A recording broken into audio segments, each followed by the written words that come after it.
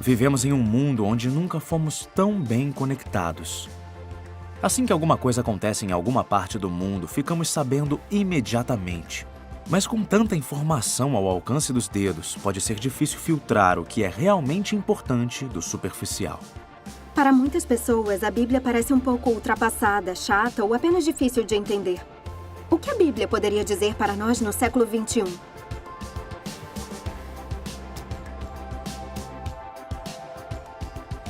Para mim, não. É importante, sim. Quando você passa em algumas dificuldades, você pega a Bíblia e dá uma lida. Aí você esquece as coisas que acontecem, né? Na vida. Sim, sim. Apesar de muitas pessoas hoje falarem em nome de Deus, a gente ainda deve seguir aquilo que foi escrito. Não.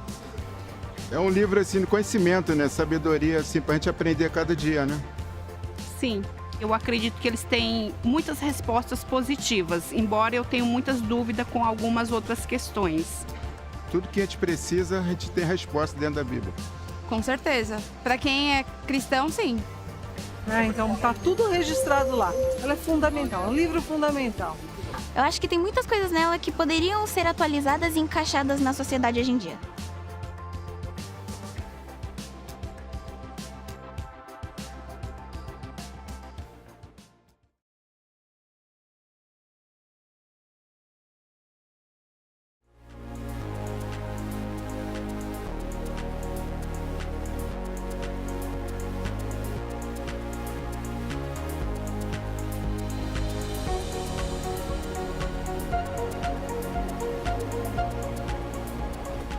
No século XVIII, o filósofo francês Voltaire previu que a Bíblia se tornaria peça de museu em 100 anos de existência e seria substituída por filosofias mais avançadas. Mas hoje, a Bíblia continua sendo o livro mais popular do mundo, a criação literária de maior sucesso de todos os tempos.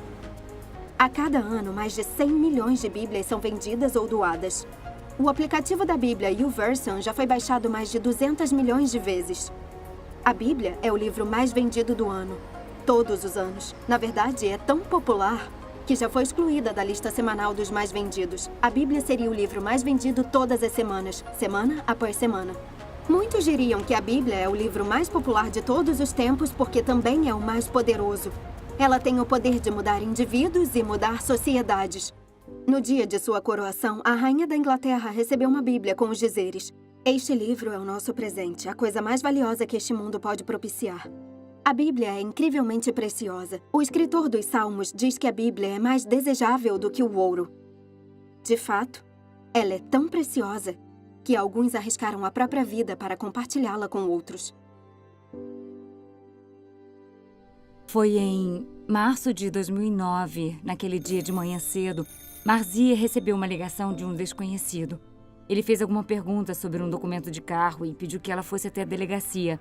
E não perguntamos por quê e nem o que iria acontecer, mas oramos juntas e ela saiu. Ela foi até a delegacia e fiquei esperando que Marzieh voltasse da polícia de segurança. De repente, ouvi a voz dela junto com as de outros atrás da porta. E lá estava ela, junto com 3 guardas. E eu fiquei tão chocada. Eles saíram revirando tudo e levaram nós duas com os nossos pertences, tipo Bíblias, filmes sobre Jesus, para a polícia de segurança. Foram longas horas de interrogatório. Creio que foi logo no primeiro dia que eles nos ameaçaram de tortura física. Naquela cela escura, no porão, nos abraçamos e nos despedimos. Porque pensamos que fosse nosso último dia na Terra. E estávamos com muito medo. Eu lembro que a única coisa que podíamos fazer naquela cela escura, naqueles momentos, era orar uma pela outra. Nos vimos pela primeira vez no ano de 2005. E depois que terminamos nossos cursos de teologia, nós duas sentimos que tínhamos a mesma paixão pelo nosso país. Queríamos voltar ao nosso país e compartilhar essa mensagem com o nosso povo. E foi por isso que, apesar de sabermos o quanto era perigoso, decidimos ir. Ligamos para o nosso pastor e ele estava em Londres. Pedimos a ele que mandasse milhares de Bíblias. E isso não foi fácil para eles. Recebemos aqueles Novos Testamentos e começamos a nossa primeira missão. Normalmente, à noite, carregávamos cerca de 140 Novos Testamentos em nossas mochilas e os colocávamos em caixas de correio. Me lembro que, às vezes, durante o inverno, tínhamos de caminhar por muitas horas, cerca de 8, 9 horas, e depois de quase 3 anos, tínhamos distribuído 20 mil Novos Testamentos. Temos algumas histórias incríveis de como Deus nos protegeu e pudemos ver os milagres dele. Distribuímos Bíblias, conversávamos com as pessoas e tínhamos 2 comunidades de fé no nosso próprio apartamento. E sabíamos que aquilo era arriscado. Passamos quase 9 meses na prisão e durante 14 dias ficamos separadas. Ficamos isoladas em solitárias. E eu posso dizer que durante aqueles 9 meses enfrentamos cerca de 10 julgamentos em 10 tribunais. E em cada tribunal, os juízes e nossos interrogadores ameaçavam nos executar por enforcamento. Queriam nos pressionar para que negássemos nossa fé em Jesus. Não tínhamos uma Bíblia conosco, mas aprendemos a viver com os versículos da Bíblia. Todos os dias nós orávamos e pedíamos a Deus para nos dar o poder de viver de acordo com aqueles versículos e que a nossa conduta pudesse mostrá-lo aos prisioneiros. Foi quando, quase depois de 9 meses, que nos demos conta de que tínhamos muitos apoiadores em diferentes partes do mundo. E devido a todos esses apoiadores, o governo teve que nos soltar, mesmo contra a vontade. E sabe aquelas Bíblias que a Marzia comentou que distribuímos? Naquela época, nós apenas oramos por aquelas Bíblias. Não sabíamos quem iria receber aquelas Bíblias. E eu lembro que há 2 anos estávamos na Austrália e fomos convidadas por uma igreja. Depois que pregamos, um casal veio até o púlpito e os 2 estavam chorando e começaram a contar suas histórias. Disseram que a esposa achou uma das Bíblias que pusemos na caixa do correio. Eles acharam a Bíblia e a família inteira conheceu Jesus lendo aquele Novo Testamento que pusemos na caixa do correio. A Bíblia é inspirada por Deus. O apóstolo Paulo escreve: toda a Escritura é inspirada por Deus. A palavra que usa a tradução literal da palavra grega é exalada por Deus. Toda a Escritura é soprada por Deus. Por que eu acredito que a Bíblia é inspirada por Deus? Bem, para simplificar e simplificar bastante, ela se diz ser, parece ser e prova ser. Ela se diz ser. Este é um exemplo. Paulo diz: toda a Escritura é inspirada por Deus. Ela parece ser. Quando você a lê, ela passa a impressão de ser verdadeira e ela prova ser. Eu descobri isso na minha vida e quando pus isto em prática, quando eu a li, senti Deus falar comigo através dela. Eu encorajo vocês a fazer o mesmo. Experimentem e verão que ela provará ser a palavra de Deus. O Papa Francisco, em sua carta Evangelii Gaudium, a alegria do Evangelho, encoraja todos a estudar a Bíblia por si próprios. Ele diz: nós não procuramos Deus tateando, nem precisamos esperar que Ele nos dirija a palavra, porque realmente Deus falou. Já não é o grande desconhecido, mas mostrou-se a si mesmo. Acolhamos o tesouro sublime da palavra revelada. Durante um período de 1.600 anos, a Bíblia foi escrita por pelo menos 40 autores. Reis, sábios, pessoas humildes, filósofos, pescadores, poetas, estadistas, historiadores, mestres, profetas, médicos. Escreveram tipos diferentes de literatura, tais como história, poesias, profecias e cartas. Então a Bíblia é 100% obra de autores humanos, mas também é 100% inspirada por Deus. Como pode ser? A Catedral de St. Paul, em Londres, foi construída por Sir Christopher Wren, o maior arquiteto inglês da época. A construção iniciou em 1675, quando ele tinha 43 anos, e continuou sob a supervisão dele por 36 anos. Foi concluída em 1711, quando ele tinha 79 anos. Apesar de Christopher Wren ter construído a Catedral de St. Paul, ele não assentou uma única pedra. Havia muitas pessoas envolvidas, escultores, carpinteiros, pedreiros, artistas. Mas Sir Christopher Wren era a inspiração por trás de tudo. Na Bíblia houve muitos escritores diferentes, mas um arquiteto, uma inspiração por trás de tudo, o próprio Deus. Isto não quer dizer que não existam dificuldades.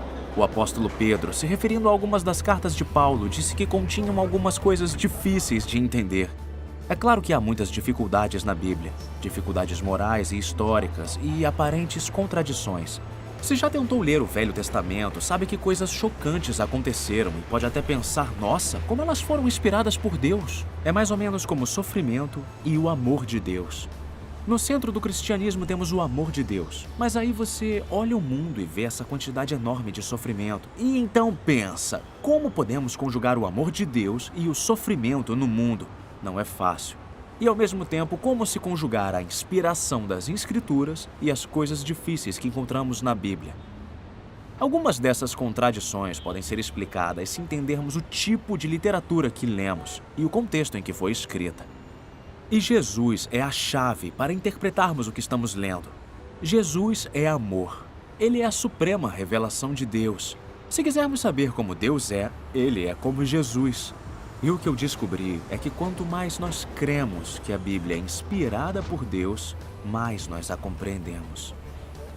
A forma básica de Deus se comunicar conosco é através da Bíblia. É a revelação dele. Às vezes as pessoas dizem, bem, se existe um Deus, por que ele não aparece? Por que ele não se revela? A resposta é, ele já o faz. Em primeiro lugar, Deus se revelou através da criação. O salmista diz, os céus declaram a glória de Deus. O firmamento proclama a obra das suas mãos. É que nem quando você sobe uma montanha e contempla a beleza da criação, a magnificência, as paisagens deslumbrantes que se descortinam. Você diz, uau!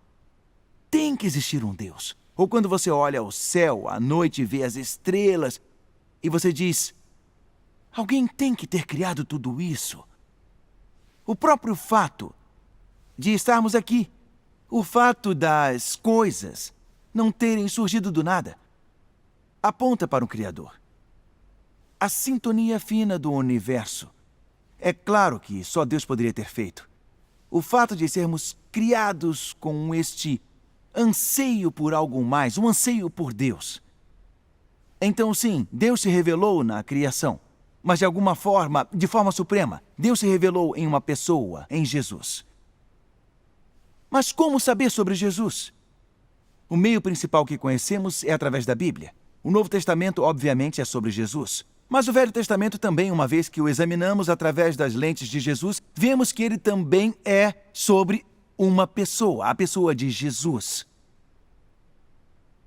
Então, a ciência é a exploração da forma em que Deus se revelou através da criação.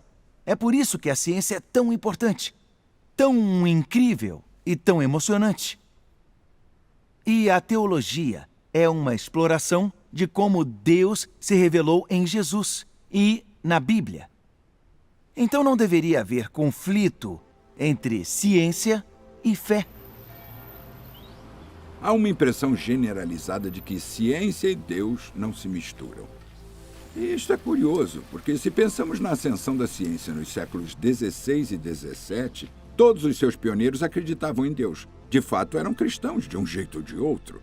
Falamos de Galileu, Kepler, Newton e outros. Kepler disse, pensamos os pensamentos de Deus depois dele. Então, longe de acharem que Deus fosse um obstáculo para a ciência, ele era o motor que a impulsionava. Por acreditarem em um Criador, um espírito racional por trás do universo, acharam que a ciência valia a pena e assim fizeram. Eu não tenho a menor vergonha de dizer que sou cientista e cristão, porque, indiscutivelmente, o cristianismo me deu a minha vocação. Estudamos a revelação de Deus tanto no mundo natural quanto nas Escrituras, com a mente que Deus nos deu, e acredito que não existe um conflito entre estes dois lados propriamente entendidos. Está claro nos evangelhos que Jesus via as escrituras do Antigo Testamento como inspiradas por Deus. Para ele, o que as escrituras diziam, Deus o dizia. E esta é uma visão mantida quase que universalmente pela Igreja através dos tempos, que a Bíblia é inspirada. É nossa autoridade sobre como viver. São Paulo diz que a Bíblia é útil para o ensino, para a repreensão, para a correção e para a instrução na justiça. A Bíblia é repleta de sabedoria prática e princípios para relacionamentos, como amar e perdoar os outros, conselhos sobre vida saudável, trabalho, criação de filhos, cuidados de parentes idosos, esse tipo de coisas. Ela nos dá limites e diretrizes para nos ajudar a obter o melhor da vida. Você pode pensar, nossa, isso parece um livro de regras, vai tirar toda a minha liberdade. Mas a verdade é que todos nós precisamos de limites. Imagine se o esporte não tivesse limites ou diretrizes. Seria impossível de jogar e bem confuso de assistir. Bem, este é um campo enganoso, Bill. Knodel vai ter que reencontrar seu caminho aqui depois do bog no 14º. Parece que ele está pronto para dar a tacada. Que jogada esperta. Outra jogada esperta de Knodel. Ele realmente refinou o jogo curto. Bem, esses dois atletas estão rigorosamente empatados. Jeffries entra imediatamente assumindo o controle. Ah, eu sabia que veríamos alguma coisa assim. Esta equipe é famosa por esse tipo de tática astuta. Se não houvesse limites ou diretrizes na vida, nossas vidas seriam um caos total. Deus nos deu diretrizes sobre como viver. Não porque nos odeie ou queira nos ver infelizes, mas porque Ele nos ama e quer que desfrutemos a vida ao máximo. A verdadeira liberdade vem quando entendemos que Deus está no controle e que existem limites. E nós sabemos que crianças que crescem sem limites são inseguras, são infelizes. E o mesmo vale para nós. Na verdade, os limites são dados por amor. Deus não disse não matarás porque queria acabar com a nossa diversão. Ele não disse não adulterarás porque é um estraga-prazeres. Ele não quer que as pessoas se machuquem. Ele te ama.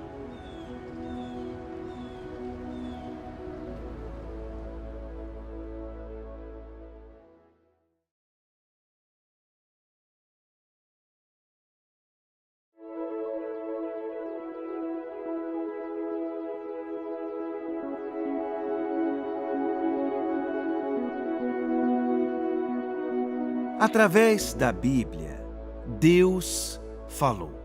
Mas também, através da Bíblia, Deus ainda fala. A Bíblia foi descrita como uma carta de amor de Deus. Quando recebemos uma carta de alguém que amamos, guardamos a carta. Eu guardei cada carta que minha esposa Pipa escreveu para mim. E não porque as cartas sejam importantes, mas por causa da pessoa que as escreveu. E Jesus disse: vocês estudam cuidadosamente as Escrituras porque pensam que nelas vocês têm a vida eterna. E são as Escrituras que testemunham a meu respeito. Contudo, vocês não querem vir a mim para terem vida. A Bíblia é uma comunicação com a pessoa que amamos. Se preferirem, é uma carta de amor de Deus. E é isto que a torna tão emocionante de ler. Jesus expressa esta ideia de que o propósito da Bíblia não é um mero estudo da Bíblia em si, mas que o propósito da Bíblia é nos levar a um relacionamento com Jesus Cristo. Ele diz que todo o propósito deste livro é levar você a um relacionamento. E este relacionamento é o que importa. Eu tive um amigo chamado Earl Smith. Todos na família dele eram ricos. Ele era tão rico que não precisava trabalhar. E em vez disso, ele começou a usar drogas. Ele usou drogas tão pesadas que foi parar num hospital aos 30 anos. Uma pessoa foi visitá-lo e deu a ele um presente. Um exemplar do Novo Testamento. Earl ficou tão empolgado porque achou que as páginas da Bíblia Nova eram perfeitas para enrolar baseados. E foi passando pelos livros de Mateus, Marcos e Lucas. Mas quando chegou ao Evangelho segundo João, ele finalmente começou a ler. Depois de ler o Evangelho segundo João, ele passou a crer em Jesus Cristo. E a vida dele nunca mais foi a mesma. Aquilo afetou tudo nele e todos ao redor dele. Inclusive sua psicóloga, uma bela doutora chamada Tommy. Ela não conseguia entender. Eu não entendo, disse para Earl. Eu tenho tudo. Um trabalho ótimo, dinheiro, família, amigos. E apesar disso, por dentro, sinto um vazio completo. Mas a sua vida é uma tremenda confusão. E mesmo assim você tem esta paz extraordinária em você. Então Earl contou a ela tudo o que havia lido na Bíblia. Ele explicou o que era se sentir amado por Jesus Cristo. Earl levou Tommy a conhecer Jesus. E depois, ele se casou com ela. Earl e eu estudamos juntos na faculdade de teologia. Deus deseja se comunicar conosco, ter um relacionamento conosco. No fim do Evangelho segundo João diz: mas estes foram escritos para que vocês creiam que Jesus é o Cristo, o Filho de Deus, e crendo tenham vida em seu nome. Então, a melhor maneira de investir nesse relacionamento, ouvir Deus e conhecer Jesus, é através da leitura da Bíblia. É fácil exagerar na ambição, dizer, vou ler um livro da Bíblia todos os dias por 1 hora. Isto é ambicioso. Ou pode tentar ler no momento errado.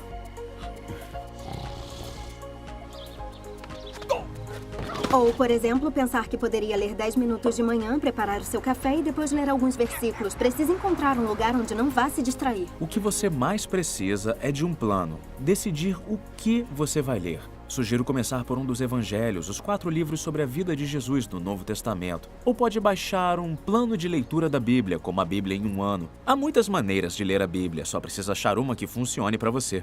E faça a coisa bem simples. Leia alguns versículos, ore e peça a Deus para falar com você. E aí pense no que os versículos significam para você. O que eles dizem sobre o caráter de Deus. Que encorajamento se pode extrair deles. Como aquilo te guia nas escolhas da vida.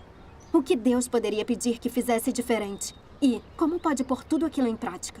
E não se preocupe se encontrar alguma dificuldade ou trecho que não entenda direito. Eu descobri que é como um jogo de palavras cruzadas. Você começa com uma pista e às vezes se depara com uma que não consegue responder. Mas não pare por isso, siga para a próxima, que talvez seja um pouco mais fácil, e aí você começa a preencher algumas das pistas e elas lhe darão as letras que você precisa para compreender as mais difíceis. Eu descobri que é meio assim com a Bíblia. Eu me debato com tudo isto, e quanto mais eu me debato, mais eu começo a entender outros trechos que eu estou lendo. Se você espera que Deus fale com você através da Bíblia, então Ele falará. É emocionante conhecer o Senhor e se comunicar com Ele dessa forma. Nesses últimos 40 anos, desde que me tornei cristão, tenho lido a Bíblia praticamente todos os dias. E não porque sou obrigado, mas porque sinto que devo, porque eu amo. É como... Por que eu tomo café da manhã todo dia? Porque eu gosto. Para mim, não ler a Bíblia é que nem pular uma refeição. Porque a Bíblia, para mim, é um alimento espiritual. E eu quero incentivar você a desenvolver um padrão regular de leitura da Bíblia todos os dias e de orar para que Deus fale com você. É uma experiência incrível quando Ele fala. Eu lembro, por exemplo, quando meu pai morreu em 1981. Meus pais, quando me tornei cristão, não frequentavam a igreja e ficaram um pouco preocupados com isso. Minha mãe até se converteu ao cristianismo. Mas o meu pai, na verdade, sempre foi um pouco cauteloso, eu diria, em relação à minha fé. E nunca, de fato, me deu qualquer indício de que ele tivesse fé. Então, quando ele morreu, claro que senti saudade, fiquei muito chocado com sua morte. Mas, para mim, havia um ingrediente a mais. Eu fiquei preocupado se ele tinha fé ou não, se era cristão. E depois de 10 dias que ele morreu, eu estava lendo a Bíblia e senti Deus falar comigo através de um versículo. Era Romanos 10:13, que diz: porque todo aquele que invocar o nome do Senhor será salvo. E eu senti Deus falar comigo através deste versículo. Seu pai me invocou e ele foi salvo. E aquilo me acalmou muito. Mas naquele momento, Pipa, minha esposa, entrou na sala e disse: eu estava lendo um versículo, eu acho que é sobre seu pai. É Atos 2:21 e diz: e acontecerá que todo aquele que invocar o nome do Senhor será salvo. Foi extraordinário, porque esse versículo só aparece 2 vezes no Novo Testamento e ela leu um livro e eu li o outro. E aí, 3 dias depois, estivemos com um pequeno grupo de estudos da Bíblia e por acaso estudamos Romanos 10, particularmente examinamos o versículo 13. Porque todo aquele que invocar o nome do Senhor será salvo. Então é como se 3 vezes, em 3 dias, Deus tivesse falado comigo através do mesmo versículo.